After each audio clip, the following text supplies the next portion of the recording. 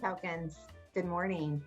I'm Mrs. Benitez, the principal here at Crescenta Valley High School, and I know that we recently had an exposure to COVID-19 in one of our classes, and I thought it might be a good idea to just go over our district process, our protocol for how we work in that situation.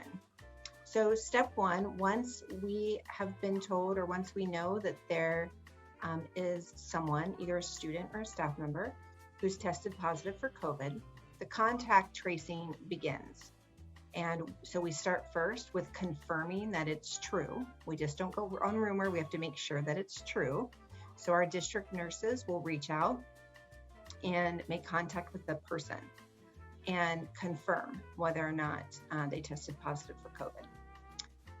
If it is true and we move forward, let's say it's a student. So then what happens is we are asked to pull the rosters of every class that student is in, all of the student rosters. So we notify the teachers of the student and let them know. And then the really lengthy process is that someone from the district or from a company called Vital, V-I-T-A-L, who is contracted with our district, they do all of our testing. They contact the student or the parent at home. And in the case that we just had, it was over 300 students. So it takes a while to make that happen. And once, when that person is talking to them, they are finding out if the student or person is vaccinated or not. If they are vaccinated, they don't need to quarantine anymore, unless they're showing symptoms. If they're not vaccinated, then the student needs to quarantine for 10 days.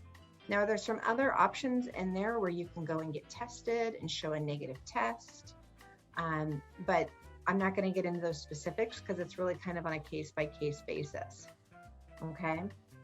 Once all of the teachers, staff members, students who were in direct contact with the exposure, then we send out a courtesy email to the whole staff and to all of the students and parents in the school, just letting them know that there was a positive case and that if you had been in direct contact with a student in one of the classes, you would have been notified in person, okay? Now, if for some reason, let's say one of your friends tests positive, but you don't have any classes with them, but you sit with them every day at snack or every day at lunch, or you hang out after school, you need to let someone know, because we wouldn't necessarily have that on a roster or have that kind of information, but we want to make sure that you are keeping yourself safe and healthy, okay? So if you get a phone call from someone on the weekend or in the evening, and they're from Vital or they're from Glendale Unified School District telling you that you may have been exposed to COVID, please take it seriously. Make sure you ask all of your questions. There's nothing wrong with asking questions, or asking them if they don't identify themselves. Ask them, I'm sorry, who did you say you were with? Or what did you say your name was? What office in the district are you from? You know what I mean? So you can make sure that you ask those questions. That's perfectly okay to do, okay? But if you are notified, please make sure you stay home. If you're not vaccinated and someone called you and told you that you were exposed, please make sure you stay home and quarantine. We don't want to spread this. We want to keep our schools open. We want to keep our athletic programs open. We want to keep our band program open and our choir program open and our dance program open. So please, please, please do your part and do what the medical professionals tell you to do, okay? I appreciate your time. I appreciate everything you guys are doing.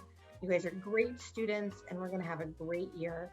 Feel free to stop me in the quad at snack or lunch, or come see me before or after school if you have any questions or concerns, okay? Thanks so much.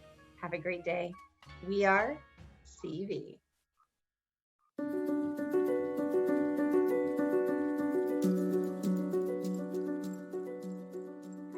Hi, Dr. Stager, and I want to answer a few questions about the COVID vaccine. Some parents have been asking me, why should my teenager get this vaccine? And I want to remind you that COVID may be a serious infection in this age group. It is not a benign condition, and sadly, we have seen over 400 deaths. So why should your teenager get the vaccine? To protect them, and to include another member of your family who is also protected.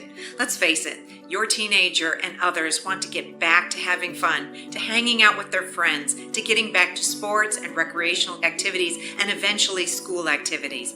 One way to protect them is to get the vaccine. So please talk with your pediatrician and schedule your appointment for your teenager to get the COVID vaccine. Thank you.